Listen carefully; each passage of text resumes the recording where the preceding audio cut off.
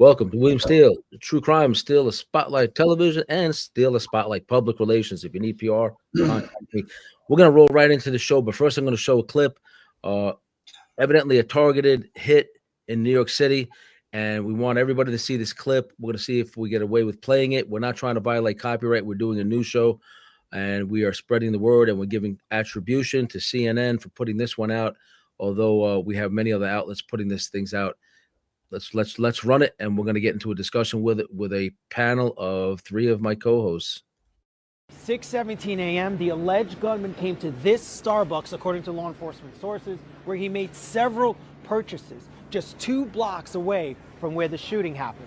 6:30 a.m., in new video obtained by the New York Times, the shooter walks less than 200 feet away from the soon-to-be crime scene. He appears to be on the phone. At 6:44 a.m., Brian Thompson leaves his hotel, which is just across the street.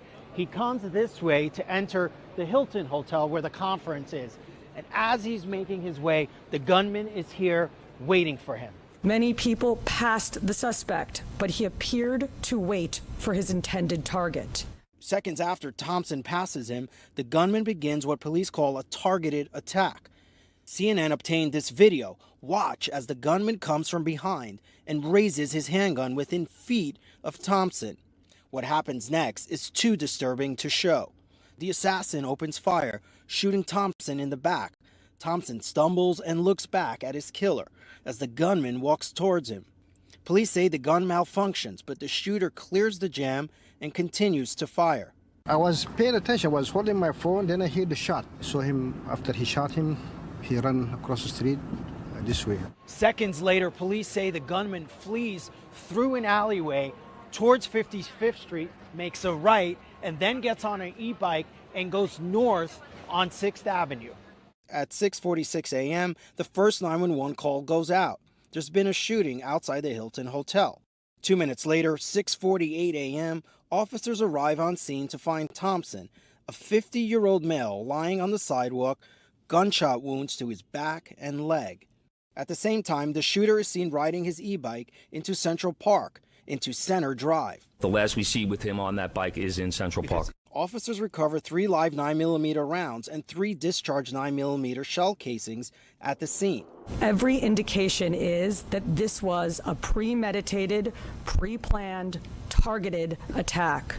This does not appear to be a random act of violence. Thompson is transported by EMS to Mount Sinai West Hospital and pronounced dead at 7:12 a.m. And a citywide manhunt begins. We will not rest until we identify and apprehend the shooter.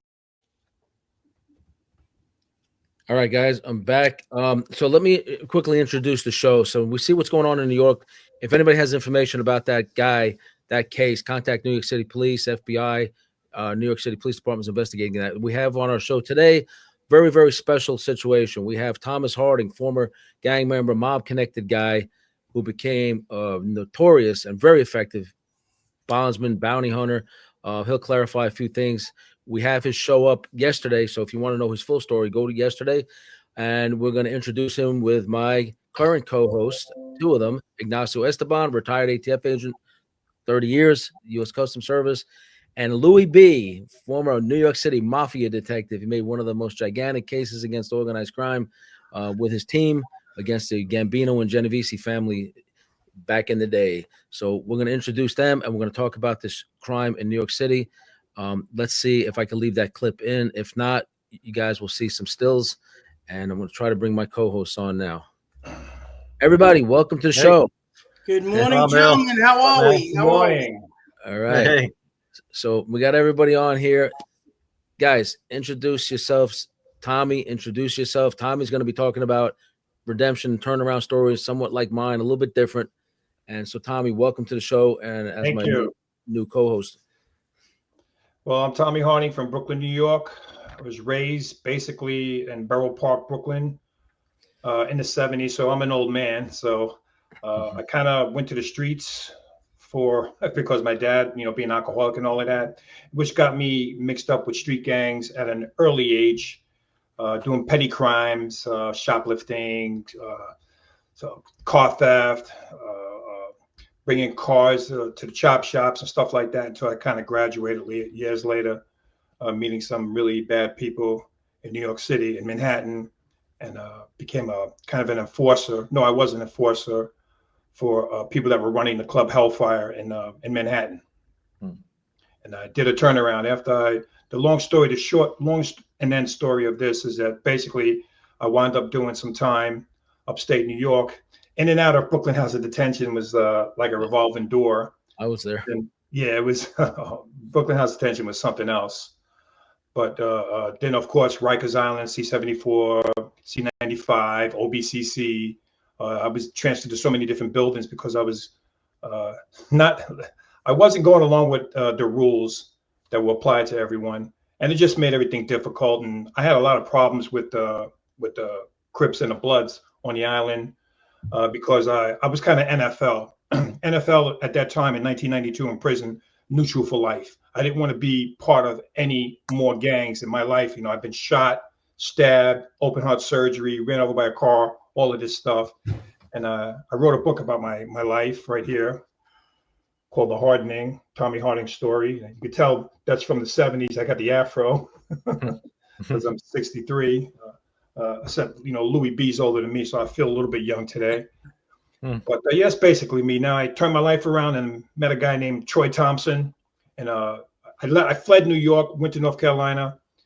I became a fugitive for a couple of years. The police caught me, brought me back to Rikers Island, stayed there for another year and a half because I was under constant interrogation. They wanted a lot of information from me about a lot of different cases, unsolved homicides and all kinds of craziness. It was just, I was young. You got to understand something. I got involved in this stuff when I was like 17 years old, you know, so it was a very long time ago. But bottom line to that is I kind of turned my life around. I want to do something else. And I met Troy Thompson. Troy Thompson's a bail bondsman. I'm 6'4", 275 pounds. At that time, I was a pretty big guy. And he says, Tommy, you want to make some real money, stop working for the clubs and come work for me. And I said, damn, can I chase bad guys? Yes, I was a bad guy. Can I chase bad guys? Yes, I can. And I got into that. Excuse me. I went to some training and all, and for tracing and trying to locate people and understanding the jackets on cases and stuff like that, which were pretty cool. And I became well known in North Carolina because I just ran with it. I developed my own team, and I became one of the greatest bounty. I'm going to say it. I was badass, man. I really loved that job, and I was arresting individuals on a daily basis that were fleeing, not going to court. And I kind of got this for when I retired. I worked for the U.S. Fugitive Recovery out in New Jersey. That's where I got licensed out in New Jersey. Even though I was a convicted felon, some states allowed convicted felons to look for convicted felons. At that time, I didn't care. As long as if you got a bond forfeiture and there was money on you, I didn't care. I'd hunt you down and I'd bring you back to justice. And a lot of the, how can I say, the sheriff's departments out here in North Carolina, they knew who I was and they knew I was a convicted felon. They did not care. They looked the other way because I was bringing them defendants that they couldn't catch themselves. And there you go, right there. There you go, there in your buddy's car. Yes, the police. I'm friends. I support the blue big time. The higher ups here, the officers and the mayor, got a hold of me and they wanted me to help out with gang problems that were happening in Cumberland County, North Carolina, because police can't talk to gang members out here. They wanted somebody that can affiliate with them and talk with them. Then I went back to school. I got my GED. I went to college as a convicted felon. I walked across the stage with a cap and gown. I was wearing, not stripes, but I was wearing greens in New York for many years, upstate. And then I just want to let people know that you can change your life around. You can have happiness, but it's up to you what you want to do. You do not have to stay in the game. At one time, I was the guy that knocked on your door at 2 o'clock in the morning to collect money, on bets that you owe, and I have to hurt you. Well, I was the guy that was doing protection for clubs, trying to get protection money for clubs in Manhattan and Hell's Kitchen all over Manhattan. And if they didn't go along with what we were trying to do, I burned the club down. I threatened them. I did all these things which I'm not proud of. Let me say this again. I was young. I was stupid. I was misguided. I didn't have the mentors that I should have had at that time. A lot of people that I were involved with are deceased right now or serving life sentences. So God gave me another chance, came out, turned my life around, wrote a book. Now I write children's books as well. And I speak at churches. I speak to anyone that will listen so I could try to save that 17-year-old kid from making the mistakes that I made that made me a convicted felon. And that's about the size of my story, but it's much vast now because I just want to help. I just want to help people. That's now it. Now you're a free man, and this is a apropos photograph of you. Yes. So listen, so Tommy, you've also I'm telling everybody now, you know a hell of a lot of celebrities and famous people because you've done a lot of bodyguard work. A lot of these people from your friends. And we mentioned some of them. We're not going to get into all of them now. And we're going to have a good conversation about crime prevention today. You got your documentary out. Everybody check that out. We'll put some information in the links about it. You also, like I said, are friendly with a lot of famous people now. Who are you here with right now, right here? Oh, I was doing some bodyguard work for Ludacris. I traveled with him all over the country. That's just backstage. I'm getting ready to bring him on stage, so I have to walk with him because that's when a lot of people try to get a hold of him when he's coming out to RV and trying to make it to the stage.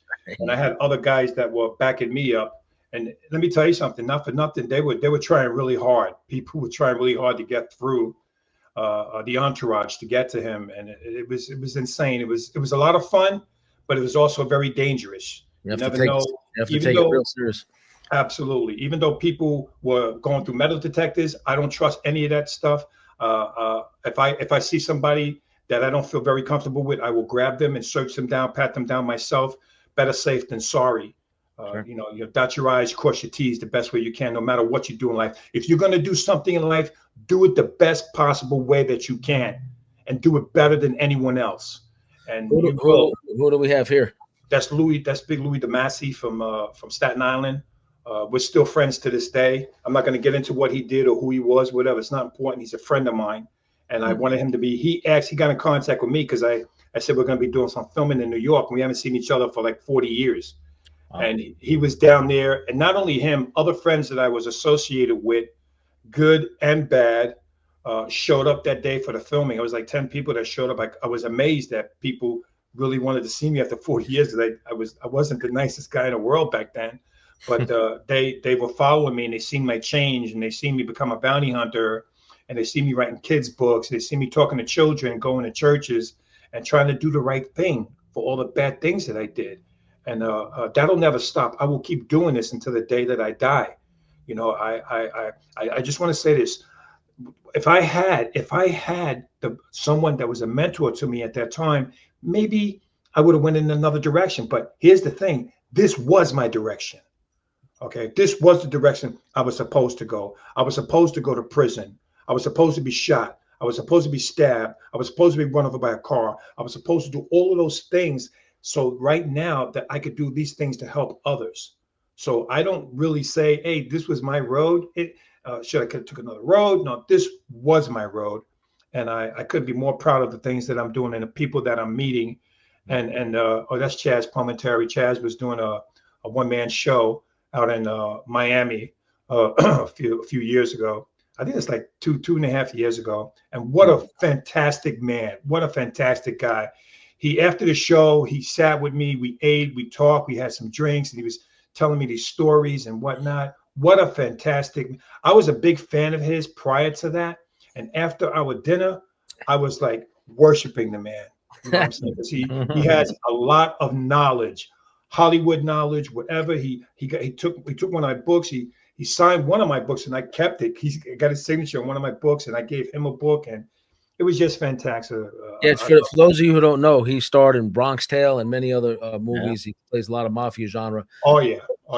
So Tommy and I have become friends since I got out of prison. Turnaround story, trying to help people. He's on the same path. He had different experiences coming up. So then became the bounty hunter.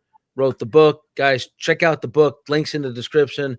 You know, it's holidays. Everybody's, trying to earn an honest living. If you can check out our books for the holidays, for the true crime fan, your family, inspirational books, all of them. Mine are all about crime victim advocacy, and the things I talk about. So Louie and Ignacio know me. I don't know, Ignacio for a few years now, and Louie for probably, approaching a year. And Louie, as a matter of fact, was in Florida for my movie premiere, Silent Partners.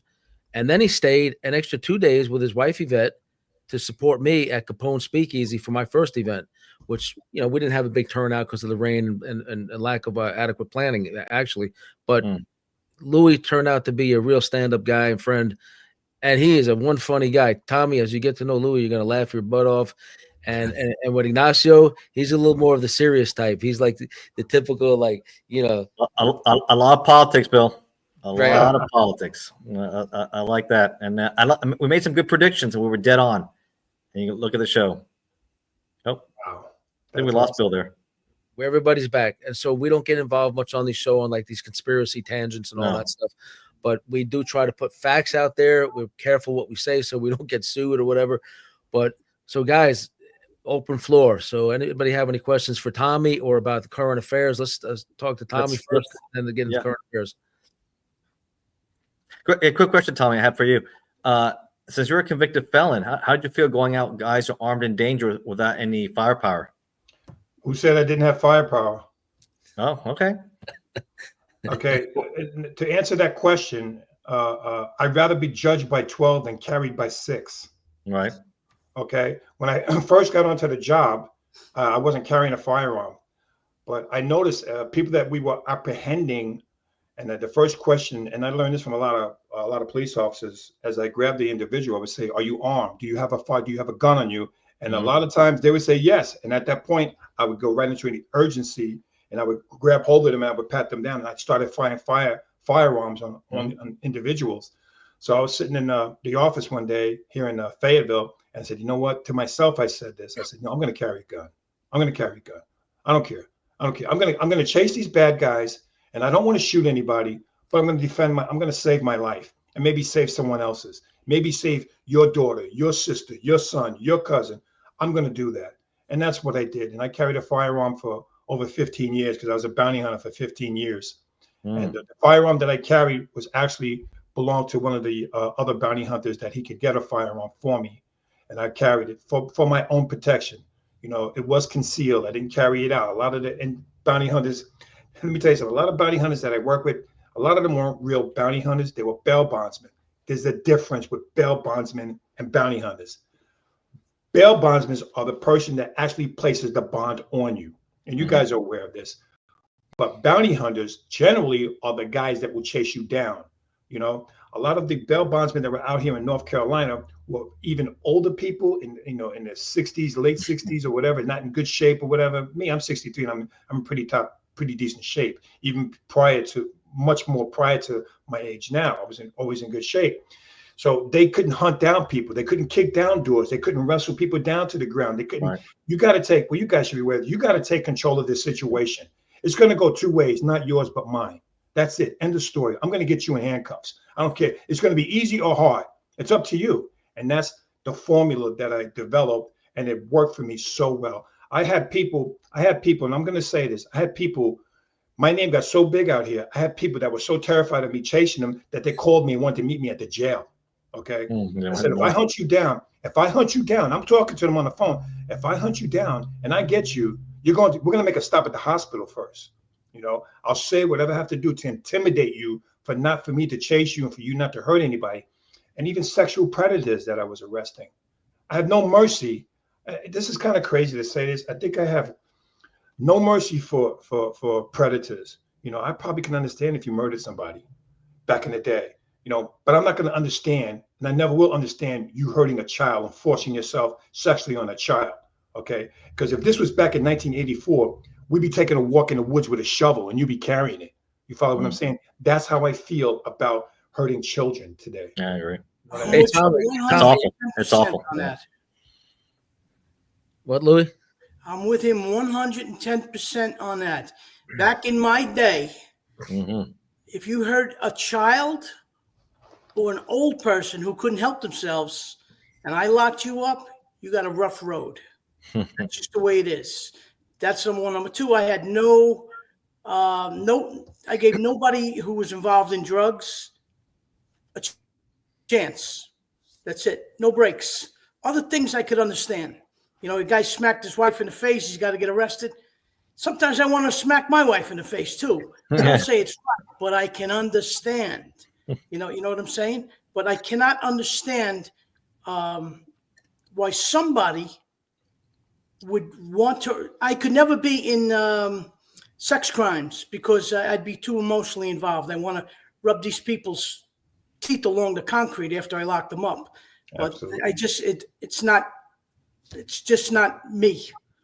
Okay, certain things I can do, other things I just didn't want to get involved with. Yeah, I agree. Those are rough cases. It's I'm glad ATF we didn't work those kind of cases. I know that with Customs and Secret Service, sometimes they do those kiddie porn cases and the sexual pedophilia cases. And no, thank you at all. I couldn't imagine seeing those images and what people do to babies and innocent children. No, thank you. Now, I again, I can relate to what Tommy and of course we all worked on law enforcement, repeat violent offenders. And I think the audience knows, but Tommy and I know my background. 26 years federal law enforcement, 21 with ATF, 5 with U.S. Customs out of Miami.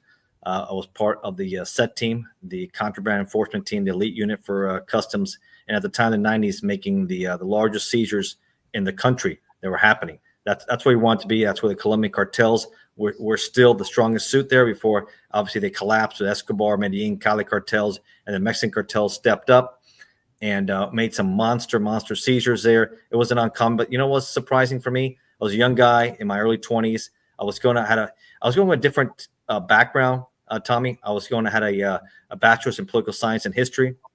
Right, grew up in Miami. I was in Tampa. Was going to work on my master's at FIU International Relations. I was going to go to law school up in Michigan.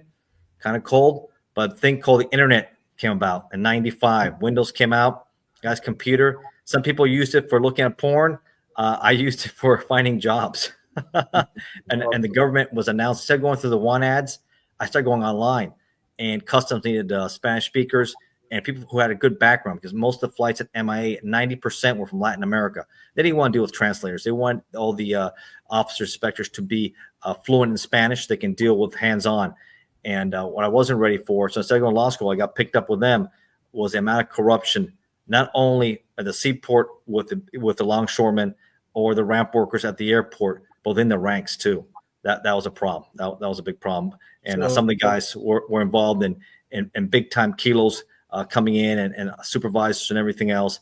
But you network, you advance. We make a ton of big seizures. And I made a lot of contacts with FBI, ATF, DEA, Secret Service. I mean, because we seized everything, indoor, outdoor. So you're always making contacts. And then I went with ATF I got picked up in Tampa.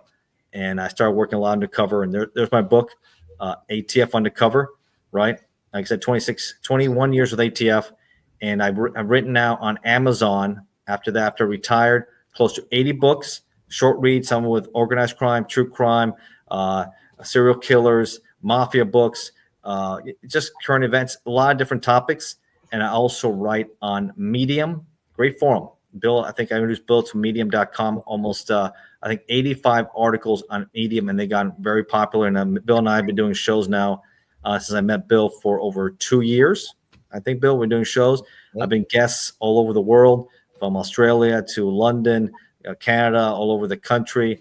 I'm expanding this brand. I kind of really like it, but I do have a passion because my background for politics, and I've been dead on to a lot of things I predicted. A lot of people didn't think that the election was going to go this way. I said, no, it's going to be an absolute rout. I saw how horrible what happened with Joe Biden. Then he should have had the primary. I always said, Bill, RFK Jr. was screwed, right? The system, he said, was rigged. He should have had a fair chance.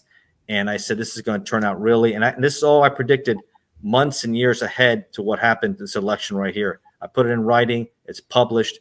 And the calls I made, what was going to happen was this was going to be she was awful. She was an awful candidate, and it showed there. So, Ignacio, I do want to say this. So you have you're also the voice on History Channel of Gangland Chronicles, the new and revised Gangland Chronicles on History Channel. You have a network show now. I have a network show, Inmate to Roommate. I'm putting this up there for you guys fans who may not know who exactly I am, because you're sending this out to your crowd as well. I star in Inmate to Roommate on A&E Network. It's also on Hulu.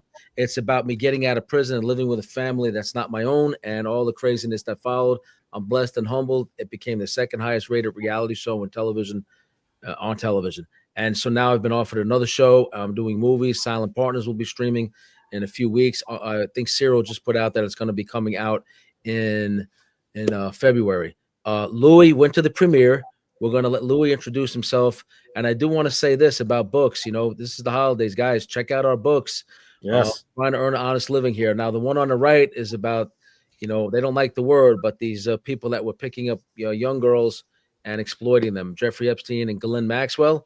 It's an insider's account of her. I knew them briefly for a time, and I give some incredible revelations in these books. Just one of them alone created, for one of my friends' channels on TikTok, 4 million views in 3 days before they took it down. So, and then the other one, Sex and the Serial Killer, is about the wealthiest serial killer in American history, Robert Durst, who I knew. He approached me and probably some others about killing Susan Berman out in California. He ended up doing it himself because I was in jail in California. I never intended to hurt anybody. I was actually just going to take his money and turn him in. But so Sex and the Serial Killer, you'll see on the top, Nancy Grace covered that book when I was still in prison. Now, Louie, we're going to bring you on. Tell everybody, Tommy's audience, because he's going to circulate this to his friends, who you are and why you're on the show. And then I want to circle back to Tommy and you're going to tell us, why do you think you're a good fit for my show? Because you followed me for a while. We've been friends for a while. So I want you to think about that. Why do you think you're a good fit? I know all the reasons why, which is why I invited you. But let me hear it from you. So Louie B, former New York City Mafia detective. Say hello to everybody. Tommy. Hey, guys. Well, what he didn't tell you is I was a porn star in the 70s. I'm lying. I grew up in Brooklyn, in and around organized crime my entire life. That's all I knew was organized crime. My father had organized crime members in his family. He had a true godfather, a Zip from Sicily, that did time in jail. He came out.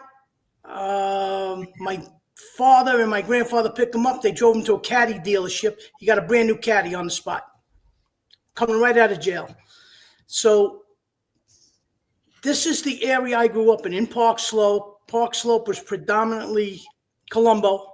The friend that we had in our family, who lived actually down the block, ran a club.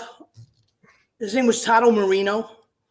Very, very popular in the area. And when you had a problem in the neighborhood, you didn't go to the police. You went down to the club and you spoke to who you had to speak to, and they straightened it out for you.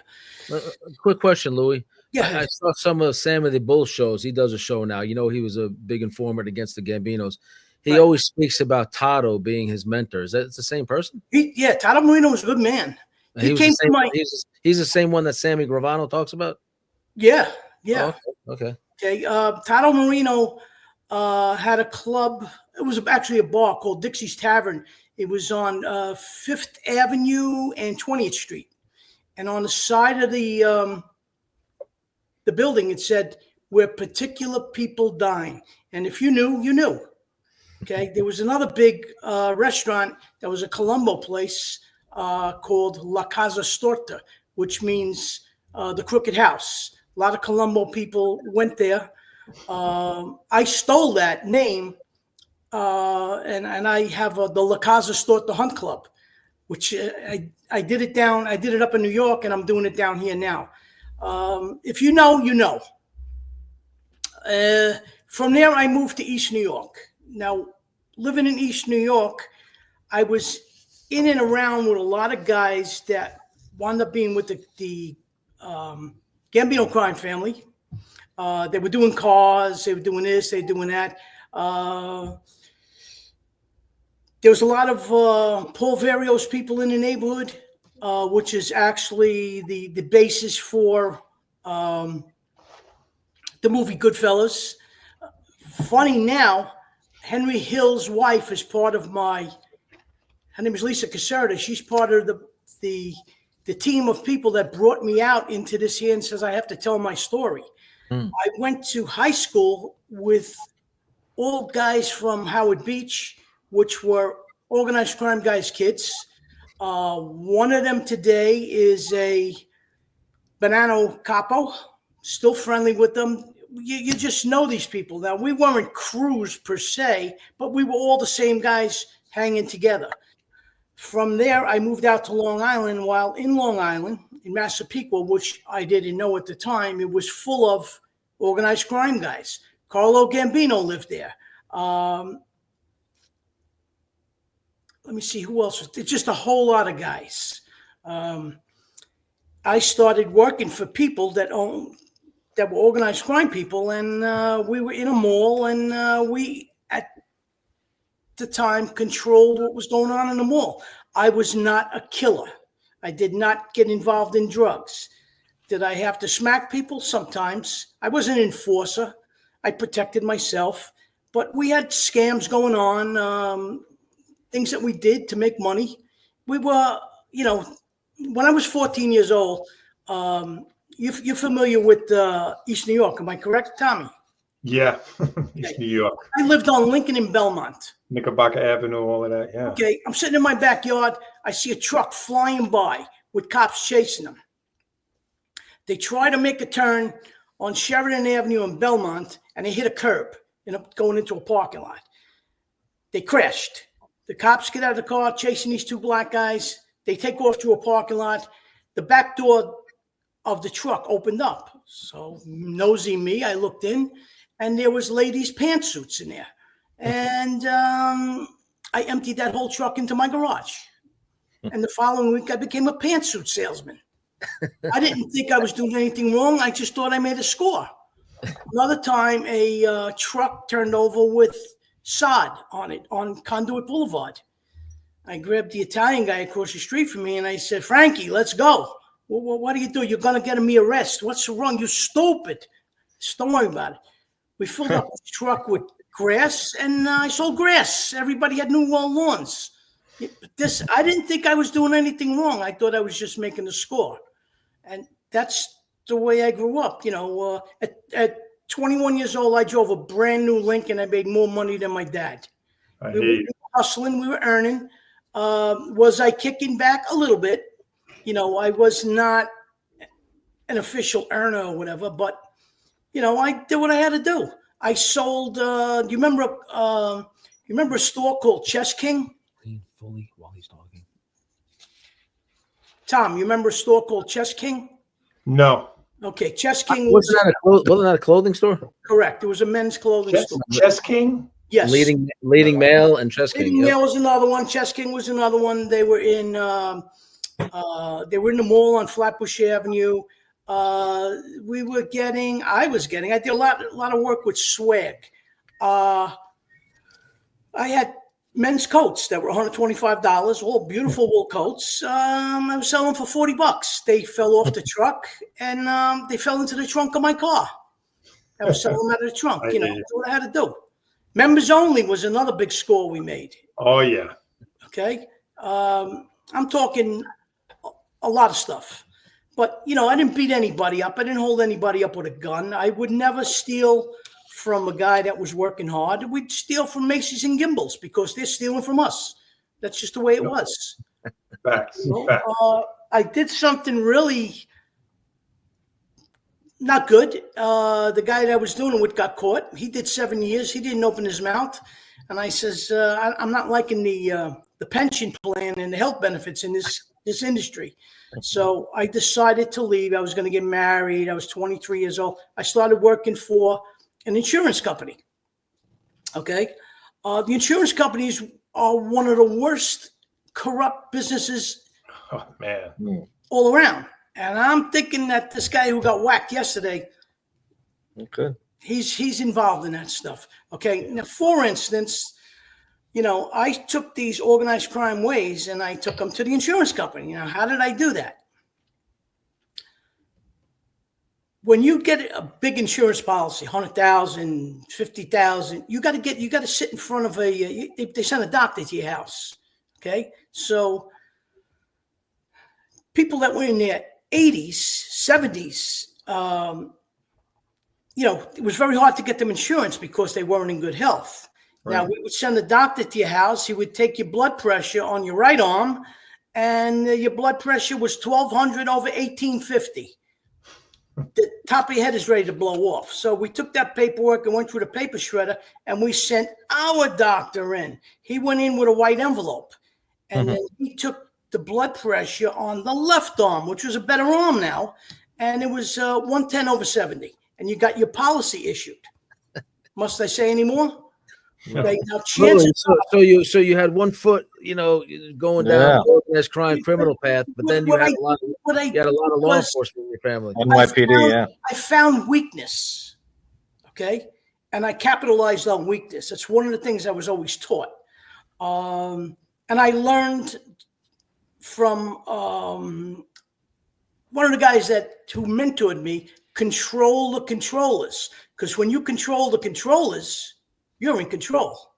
Yeah. Right now, another thing I did, I was selling health insurance, and I'd hit on companies with 500 employees, and I'd say, Mr. Horning, how you doing? Who other than yourself makes the final decisions on these matters?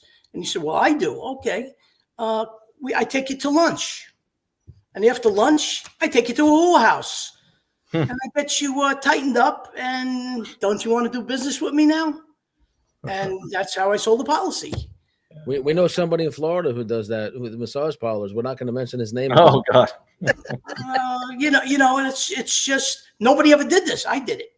I figured a way. Then from there, I left that company. I went to work with Aetna, and Aetna was a property and casualty company, as well as life insurance and health insurance. And I learned from some of the people that investigated losses how to talk to them.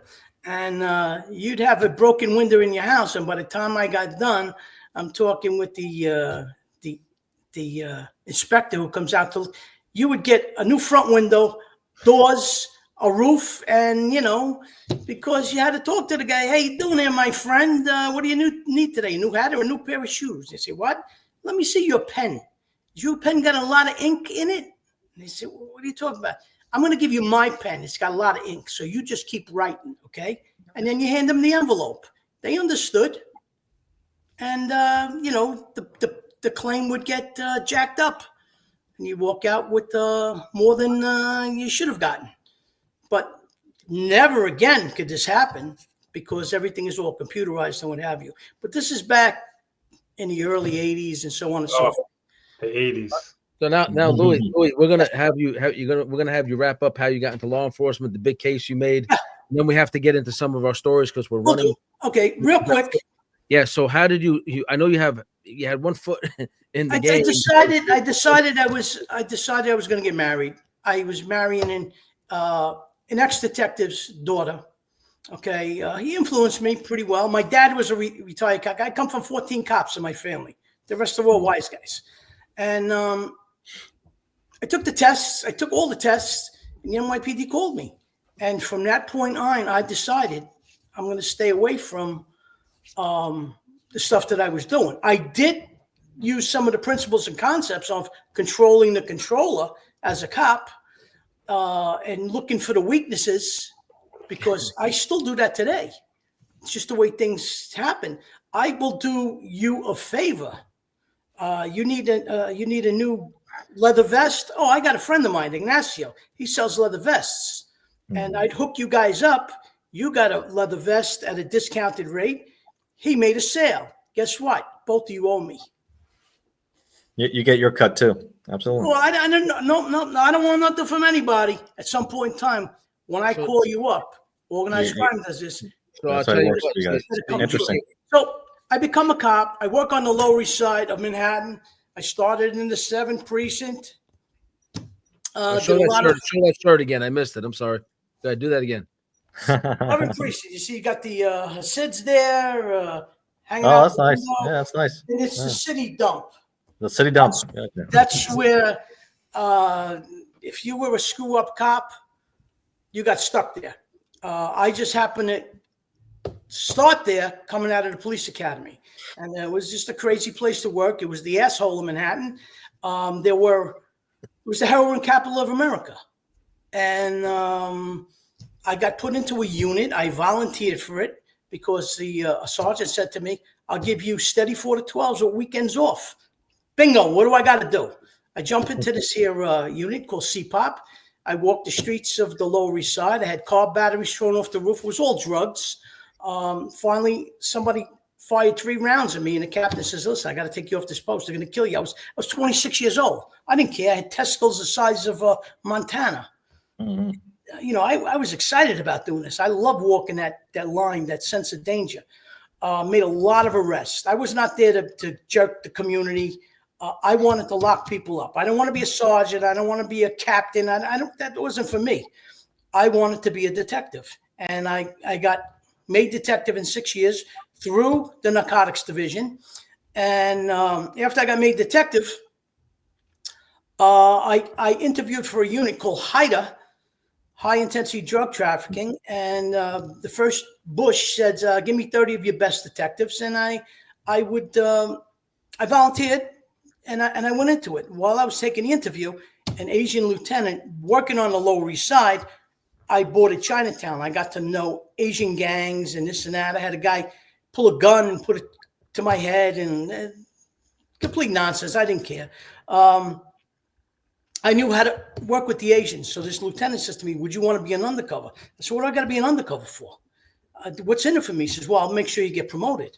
So I become an undercover. I create an entire fictitious story.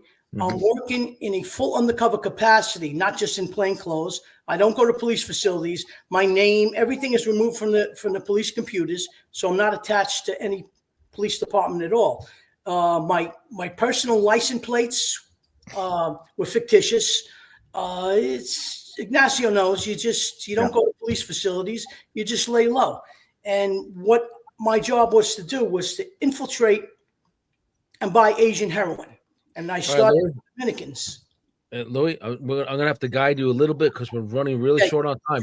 From there, I got bounced into the organized crime investigation division as a punishment because I didn't want to. I bumped heads with this lieutenant, and they made me do Italian organized crime, which I did not want to do. I did 2 major cases. The last case I worked on was organized crimes control over the private sanitation. You didn't want to be there, but isn't that where you met your boyfriend? Yeah, he's my little bag of muffins. That's Uncle. Tell everybody about Vic real quick. Hello, Vic. He's my partner. We work together. He's like my brother today. We had to do surveillances together where we made believe we were 2 homosexuals sitting in a car hugging each other. We had to do. And, we did a lot of crazy stuff, a lot of laughing. And he's my brother till, look at him. He's a handsome guy. This is the prosecutor from New York City, Robert Morgenthau, with the shirt memorializing the Operation Wasteland case, the karting industry case. That's Louie. Louie designed those shirts and gave them out to everybody. Oh, wow. That's you, Louie. That's you on the left? Yeah. I had hair. I was born with hair at one time. Wow. Man. But I could roll just like a wise guy. You wouldn't know who I was. Nice. Excellent. I had the that's why Louie is my Mafia Monday co-host. Especially you, Tommy, when you spread the show out, I want everybody to know who my co-hosts are and why I cherry pick people after I get to know them. Right. And I'm glad to have you guys on board. I'm just a regular guy. I'm an old man now, and that's it. I love that story, Lou. Love that story, man. Interesting. So we're gonna roll into. I'm gonna get your phone number. We're gonna talk further. That's right. And so we're gonna also be doing, as you guys know, going to be rolling into another reality show. And my understanding is, and they did it this way the first time as well. Give me a list of everybody you work with, collaborate with, work for, shows, if they want to be on and say, hey, Bill, why are they working with you? You've been to prison for so many years, and why does anybody trust you to do shows? So we do crime prevention, inspirational. And I guess you guys believe in me, and guys like Tommy can change our ways and can contribute to society. And because of our experiences, we do have something to offer. So we're going to be talking about trying to include everybody who'd like to be included. At the end of this, I want to give a shout out to one of our missing co-hosts, Frank Lordy. He's in the middle of some business dealings and some health issues. He's doing good. He's going to join us again soon. We're going to give him a shout out at the end. And what I want to do is roll into this case, especially after what you said, Louie. We have a case in New York City where an executive was hit in a targeted killing, and we do crime prevention. So let's prove it here. So here's some images of the guy. We showed a video at the beginning. He waits for a guy to go to a conference, sneaks up behind him with a silenced pistol, puts a few in him. He has the presence of mind that when the gun jams, to unjam it and finish shooting him. So the guy is ruthless, possibly has done this before. We'd like to figure out who he is. Guys, especially you guys in law enforcement, any theories of the case or any ideas? And then Tommy, because you used to catch these guys when they jump on, where's this guy hiding right now? So let's start with the law enforcement guys. This is strictly my opinion. Okay. As soon as I saw this happen, I said to myself, this guy is what I call a goal-oriented individual. He's got a plan and he's going to execute it. And he wanted to kill this guy.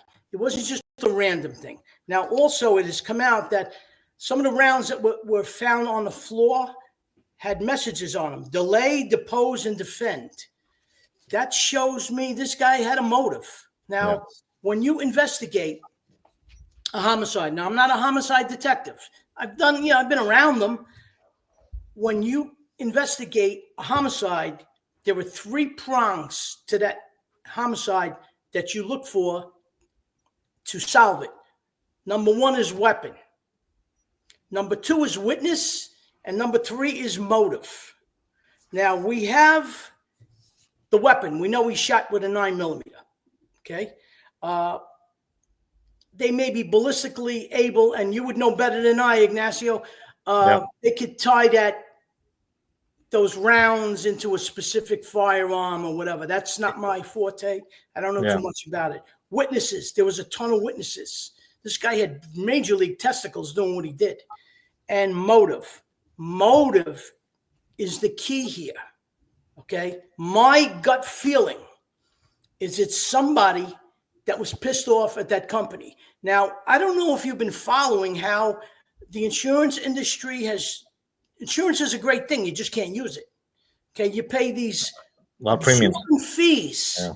Okay. And, women have babies. They used to stay in the hospital 7 days. Now they throw them out the next day because the insurance company doesn't want to pay. Is that really justifiable medical care? In my mind, no. Okay.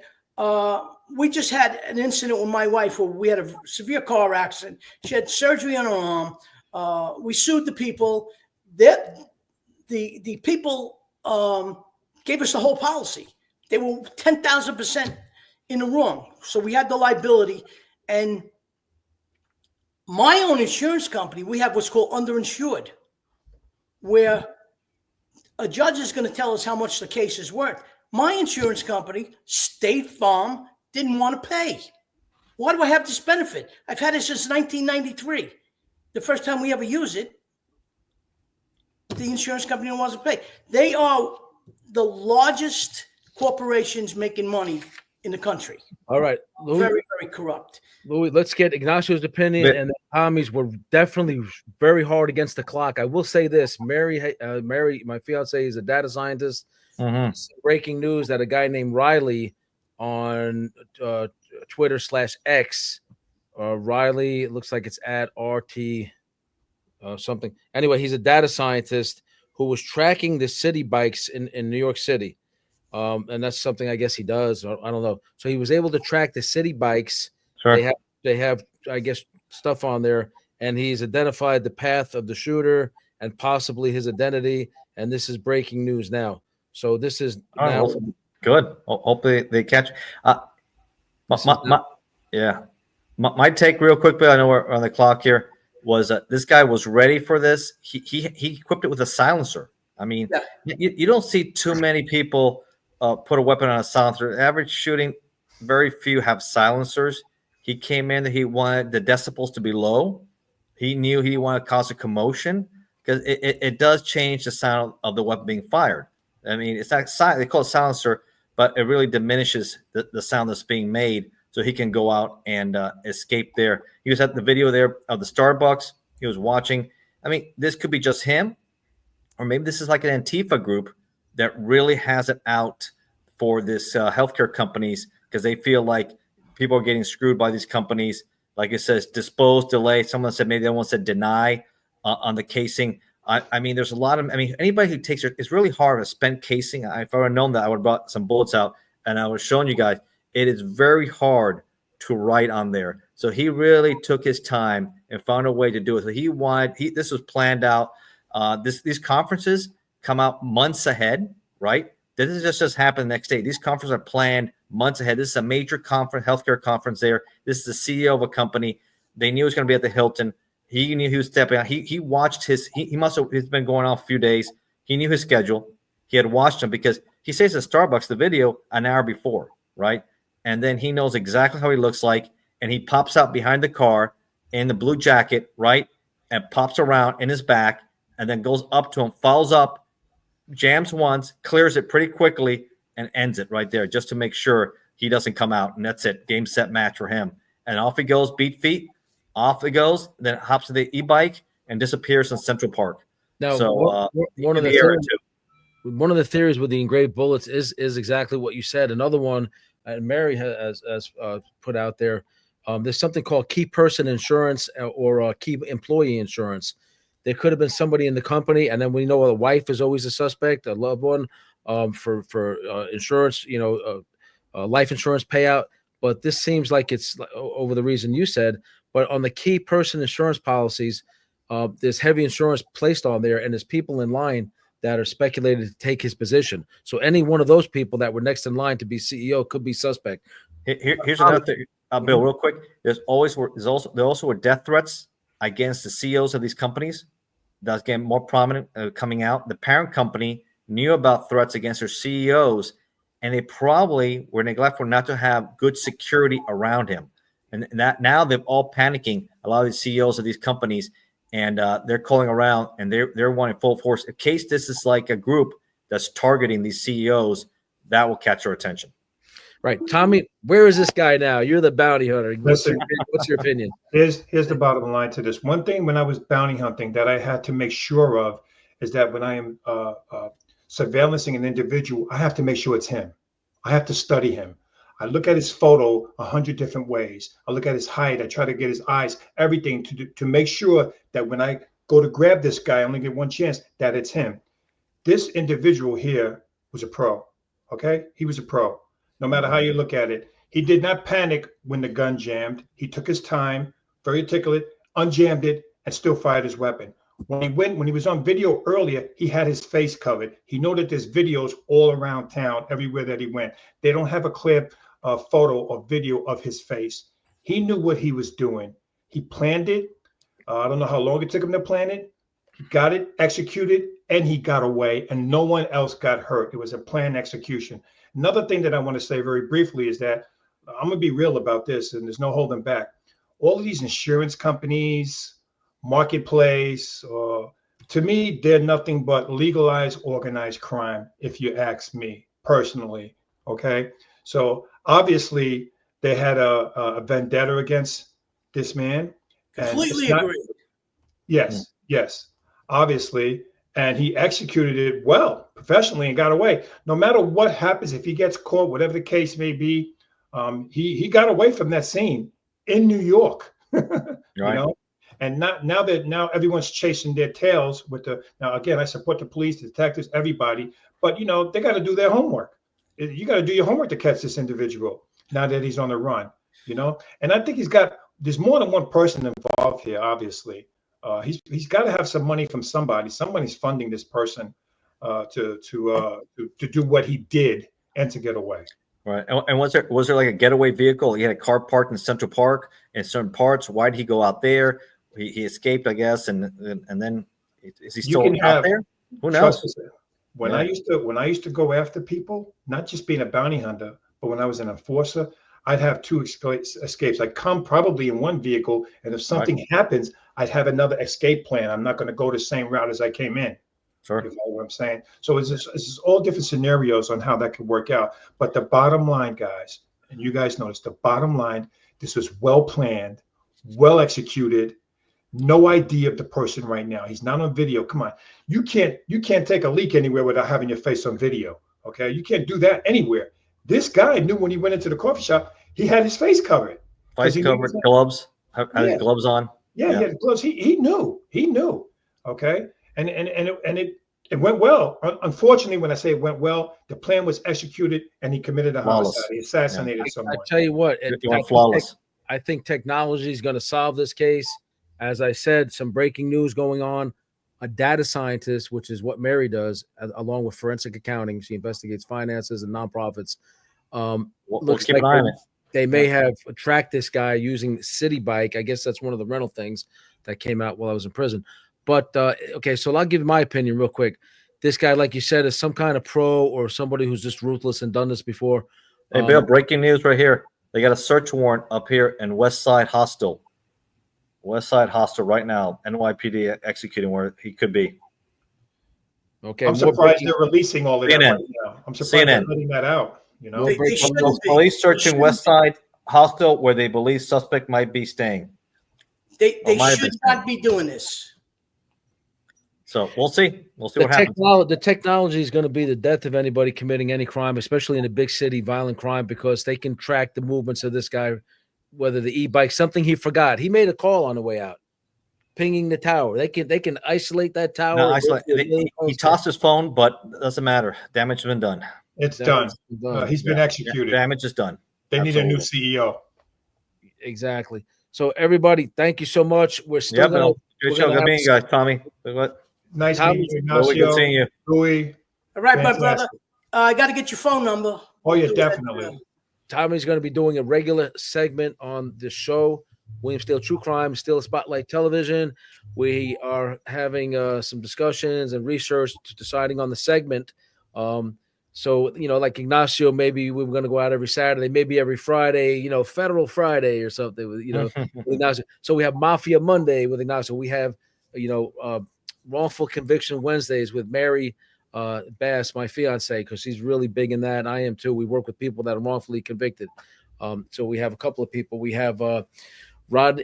God, I forget the guy's name in Texas because I'm trying to get through the show before we run out of time. But a guy in Texas, Lamar Burke. Okay, a corrupt a DEA agent and a police officer who's killed more people than any of the cop in the history of Texas. Put this guy in prison. Now the agent is in prison himself. Cases are being unraveled. So Lamar Burke, we have David Michael Reinhardt in Soledad Prison in California. Shot a police robot, was offered time served. Goes to trial because they wanted him to lose claim on his inheritance to take the plea.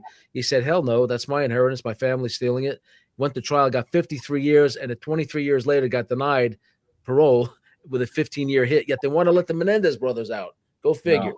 So we're doing Wrongful Conviction Wednesdays. We're trying to bring Kim Kardashian in on that case because there's only 3 reality stars in the country working with in the field of wrongful conviction. Myself, Mary, and Kim, and she's much bigger than me, obviously. So we also had Peter Tickton, Trump's attorney, on the phone recently. He comes on frequently. You guys are welcome to guest host when he does. He'll Absolutely. be on here. He'll be on in a few days. And so we were at his office a few days ago, hanging out with Peter, getting some autographed books, having a blast, and I made him laugh. It was pretty good day. I did a show with you guys. It's pretty good. Yes, he did. So everybody, before we wrap this up, let's each one of us say something to Frank Lordy. He's going through some health issues involving eyes and this and that, but he's doing great. He's a man of faith. Now, Frank Lordy was a commissioner down in Mahone County, Ohio. Went to prison. He won the election. His adversary set him up on a fake corruption charge. He went to prison, gets out. His life's going on track. Man of faith, speaking to churches, very active, very successful businessman, and like fire extinguisher industry and hoods and all this stuff. And so he does really well. He just got his case completely exonerated probably about 3 months ago. He's got a book out called Framed Innocence by Frank Lordy. Everybody, give a shout out to Frank. Frank. We can't wait for Frank. Come on back. Come on back, Frank. But I wish you all the best. God bless you. We miss you, Frank. We love you. Thank you for everything. Thank you for your support during the Florida situation. And things are looking up now. Thank God. God is good. Amen. And here's Mary and I in Peter's office just a few days ago. So there goes Peter. I believe he's up in Vermont now, but we're gonna have him back on the show. and we're going to be working with another very prominent attorney, a guy named Chris Mards. He's going to be talking about some inspirational stories, crime stories, wrongful conviction, and things that are going on in the legal community. Sounds good. That's it, guys. We're signing off. Fantastic. All right, Bill. Thank you, guys. Good meeting you, Tommy. Take care, guys. Pleasure, guys. Pleasure, All right, guys. take care. God Bye. bless. God bless. Take care.